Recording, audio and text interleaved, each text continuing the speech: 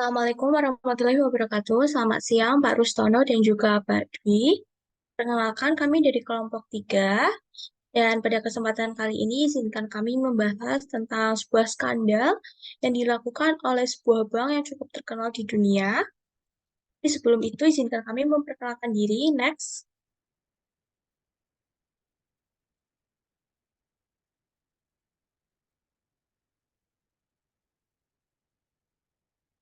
Kami dari kelompok 3 yang beranggotakan saya Afrilia Nurhaliza, absen 1, lalu rekan saya Ayunanda Agestina, absen 4, lalu ada Muhammad Kevin Ardian, absen 17, lalu ada Noval Darsono, absen 19, dan juga Ramadhani Sadela, absen 22. Next. Jadi skandal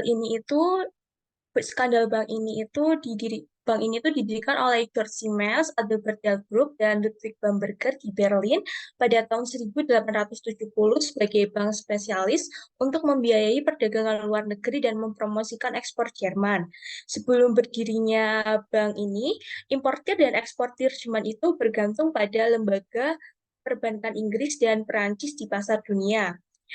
Peran Bank DB ini di perekonomian Eropa ialah menawarkan produk dan jasa keuangan untuk perusahaan dan institusi, serta pihak swasta dan bisnis. Jasa yang ditawarkan meliputi penjualan, perdagangan, penelitian, dan penurunan utang dan ekuitas, merger dan akuisisi, serta produk manajemen risiko. Next. Lalu ada visi dan misi dari bank ini. Visinya yaitu leading global investment bank with a strong and profitable private client franchise. Lalu untuk misinya yaitu to be the leading global provider of financial solution for demanding clients, creating exceptional value for our shareholder and people. Next. Jadi kasus Bank DB ini terjadi pada 16 September 2016 di mana Department of Justice Amerika Serikat meminta penalti sebesar 14 miliar US dollar untuk menyelesaikan kasus kesalahan penjualan subprime mortgage. Kesalahan penjualan tersebut terjadi sebelum krisis global 2008. Pada tahun 2008 inilah terjadi krisis mortgage di mana DB ini dikenakan denda terkait kasus mortgage debt securities. Saat itu, banyak perusahaan keuangan dianggap melakukan kesalahan aksi korporasi dengan menjual surat berharga terkait kredit perumahan murah di Amerika Serikat. Next. Lalu Departemen Kehakiman Amerika Serikat kemudian menjatuhkan penalti ke sejumlah perusahaan keuangan dengan besaran denda disesuaikan dengan tingkat kerugian dan kemampuan keuangan perusahaan. Jika dijatuhi hukuman denda, harga saham DB ini langsung anjlok. Efisiensi pun dilakukan oleh DB dengan merumahkan ribuan pekerjanya. Isu tersebut kemudian memunculkan kekhawatiran jika DB ini bangkrut bisa memicu krisis finansial global. DB pun mengupayakan untuk negosiasi, namun menjadi rumit karena pihak pemerintah Amerika Serikat juga sedang defisit. Selanjutnya akan dijelaskan oleh rekan saya, Yunanda. Selanjutnya akan saya jelaskan yang pertama yaitu ada PHK karyawan. Jadi keempat hal ini merupakan dampak dari kasus yang telah terjadi. Nah, yang pertama itu ada PHK karyawan. Ini dampaknya karena untuk menyelesaikan kasus ini, DB ini meng-PHK karyawannya secara besar-besaran dan memangkas sebesar 4.000 karyawannya di Jerman. Yang kedua ada dampak temporer di pasar modal Indonesia. Nah, menurut OJK, DB memiliki peranan yang cukup besar di pasar keuangan Indonesia, khususnya di pasar modal. Pasalnya, bank yang terletak di Jerman ini menguasai pangsa 42% dari seluruh kelolaan kustodian di Indonesia. Nah, yang ketiga, harga saham turun. Pasar merespon tuntutan tersebut secara negatif. Nah, hal tersebut terbukti dari merosotnya saham DB. Lalu meningkatnya kekhawatiran pasar atas kondisi DB disebabkan pelaku pasar menganggap penalti sebesar 14 US dollar miliar tersebut dapat destabilisasi bank dan mengundang krisis finansial baru. IMF sebelumnya melaporkan bahwa DB memiliki potensi resiko sistemik global karena interkonektivitasnya yang tinggi. Nah, yang terakhir dapat mengancam perekonomian global. DB ini digolongkan oleh IMF ke dalam kelompok GSIB atau Globally Systematically Important Banks dan menempati urutan pertama di atas HSBC dan Credit Suisse. Nah, jadi apa tuh Global Systemically Important Bank? Jadi ini adalah merupakan bank yang profil resiko sistemiknya dianggap penting sehingga kegagalan bank tersebut dapat memicu krisis keuangan yang lebih luas dan mengancam perekonomian global. Selanjutnya, sumber resikonya. Bank ini terlibat dalam kesalahan penjualan subprime mortgage sebelum krisis keuangan global pada tahun 2008 serta tuntutan dari Departemen Kehakiman Amerika Serikat atas kesalahan tersebut. Lalu risk exposure-nya atau kondisi yang menaikkan kemungkinan kerugian. Jadi ketidakmampuan dalam memenuhi kewajiban keuangan, kebijakan internal yang buruk, serta kelemahan dalam pengelolaan risiko. Lalu kerugiannya, likuiditas bank menurun, meningkatkan resiko kredit yang dihadapi oleh bank, serta penurunan nilai saham. Nah, yang keempat ini kerugian. Tuntutan sebesar 14 miliar US dollar dari Departemen Kehakiman Amerika Serikat, tuntutan hukum dari pihak lain, serta menurunnya kepercayaan klien dan investor. Hal ini dapat mengakibatkan keluarnya dana dan penurunan nilai saham, sehingga meningkatkan kemungkinan kerugian bank. Lalu yang terakhir ada peril atau kejadian yang melibatkan kerugian. Kasus hukum yang berkelanjutan dapat mempengaruhi reputasi bank dan mempengaruhi kepercayaan klien dan investor.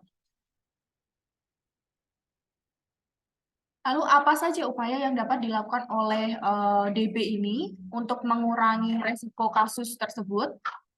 Yang pertama meningkatkan pengawasan dan kontrol resiko, yang kedua meningkatkan transparansi, yang ketiga meningkatkan manajemen resiko, keempat meningkatkan kesadaran hukum, dan yang terakhir melakukan kolaborasi dengan regulator. Selanjutnya akan disampaikan oleh teman saya.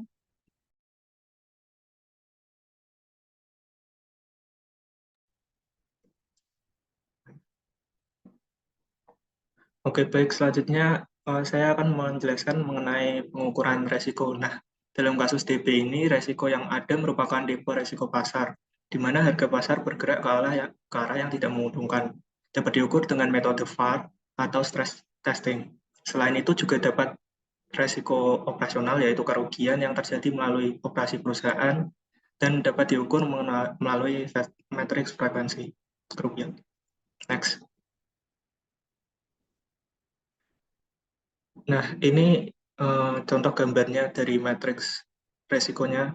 Nah, pengukuran resiko yang terjadi pada DB ini dengan menggunakan matriks tersebut dan signifikansinya itu termasuk ke dalam kerugian melalui operasional perusahaan.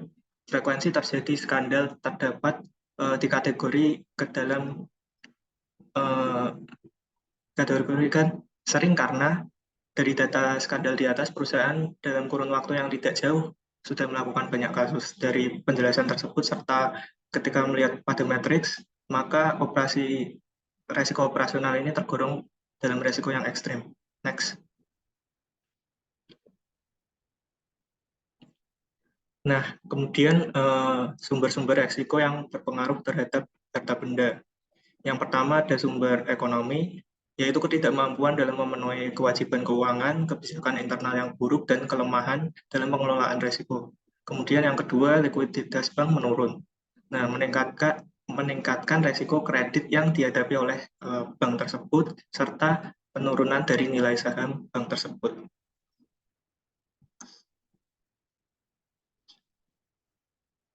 Kemudian kerugian yang dialami. Yang pertama itu kerugian langsung. Bank terlibat dalam kesalahan penjualan subprime mortgage sebelum krisis keuangan global pada tahun 2008. Akibatnya mendapat tuntutan sebesar 14 miliar dari Departemen Kehakiman AS atas kesalahan tersebut. Kemudian yang kedua, kerugian tidak langsung. Nah, kasus hukum yang berkelanjutan dapat mempengaruhi reputasi dari bank tersebut dan mempengaruhi kepercayaan klien pada investor. Kemudian yang ketiga, elemen waktu. Nah, harga saham menurun. Nah, pasar merespon tuntutan tersebut secara negatif, terbukti dari merosotnya saham DB ini. Meningkatnya kekhawatiran pasar atas kondisi bank tersebut disebabkan pelaku pasar menganggap penalti sebesar 14 miliar dolar tersebut dapat mendestabilisasi bank dan mengundang krisis finansial baru. IMF sebelumnya melaporkan bahwa DB ini memiliki potensi resiko sistemik global karena interkonektivitas yang tinggi. Yang kedua ini mengancam perekonomian global. DB digolongkan oleh IMF ke dalam kelompok GSIB seperti yang telah dijelaskan tadi, dan menempati urutan pertama di atas HSBC dan Swiss Bank. Next, terima kasih. Dilanjutkan oleh teman saya. Baik, saya akan melanjutkan. Jadi pelanggaran terhadap kewajiban hukum, yaitu pelanggaran terhadap Undang-Undang Federal Amerika Serikat dan Securities Exchange Commission atau SIC. DB dituduh telah melanggar beberapa undang-undang dan regulasi yang ada di Amerika Serikat, termasuk Securities Act, Exchange Act, dan Investment Company Act.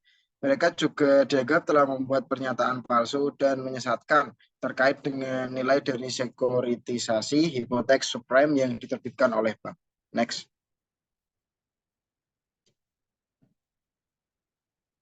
Kemudian ini adalah elemen tindakan negligence. Jadi sekuritisasi yang tidak layak, DB dianggap telah melakukan tindakan negligence dengan tidak melakukan penilaian resiko yang memadai terhadap pinjaman hipotek subprime. Sehingga mereka menerbitkan sekuritisasi yang tidak layak dan mengakibatkan kerugian bagi para investor. DB kemudian yaitu tindakan negligence dalam pengawasan. DB juga dianggap telah melakukan tindakan negligence dalam pengawasan dan pengendalian atas aktivitas mereka terkait dengan sekuritisasi hipotek subprime. Mereka diduga tidak melakukan pengawasan yang memadai terhadap praktik perbankan mereka, sehingga memungkinkan terjadinya pelanggaran dan kerugian besar bagi para investor. Next.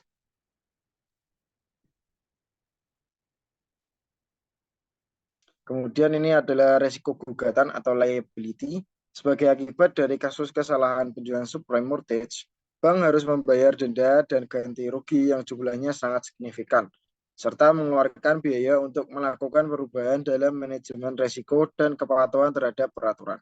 Total exposure kerugian legal yang harus ditanggung oleh DB sekitar 7,22 miliar US dollar yang terdiri dari denda, yaitu DB harus membayar sebesar 3,1 miliar US dollar kepada Departemen Kehakiman Amerika Serikat atau Department of Justice atau DOJ atas pelanggaran hukum dalam penjualan subprime mortgage. Yang kedua, ganti rugi. DB harus membayar ganti rugi sebesar 4,1 miliar US dollar kepada DOJ dan 470 juta US dollar kepada Securities dan Exchange Commission atau SIC terkait dengan penjualan instrumen investasi yang tidak memenuhi standar dan merugikan investor. Dan yang terakhir adalah biaya perubahan. Selain denda dan ganti rugi, DB juga harus mengeluarkan biaya untuk melakukan perubahan dalam manajemen risiko dan kepatuhan terhadap peraturan. Biaya ini mencakup biaya untuk merekrut pegawai baru, melatih staf, memperkuat sistem pengendalian internal, dan lain sebagainya. Sehingga total exposure kerugian legal yang harus ditanggung oleh DB mencapai 7,2 miliar US dollar yang merupakan jumlah yang sangat besar dan berdampak signifikan pada keuangan bank tersebut. Next.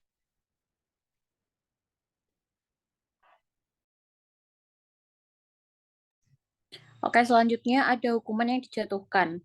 Atas terjadinya kesalahan penjualan ini, DB tidak dijatuhi hukuman kriminal, namun dijatuhi hukuman perdata oleh beberapa lembaga dan badan regulator yang menuntut DB. Yang pertama, ada Departemen Kehakiman Amerika Serikat atau DOJ dengan membayar denda sebesar 3,1 miliar US dollar dan ganti rugi sebesar 4,1 miliar US dollar. Selanjutnya ada SEC atau Securities and Exchange Commission dengan membayar denda sebesar 55 juta US dollar dan ganti rugi sebesar 417 juta US dollar. Selanjutnya ada National Credit Union Administration atau NCUA dengan membayar ganti rugi sebesar 145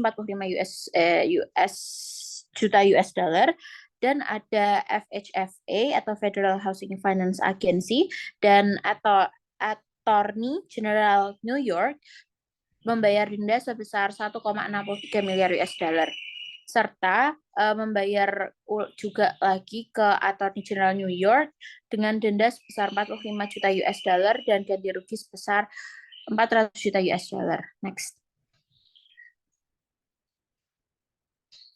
Oke, selanjutnya ada asuransi yang dapat digunakan dari pemaparan kasus serta denda serta hal apa yang harus dilakukan DO atas kesalahan yang terjadi.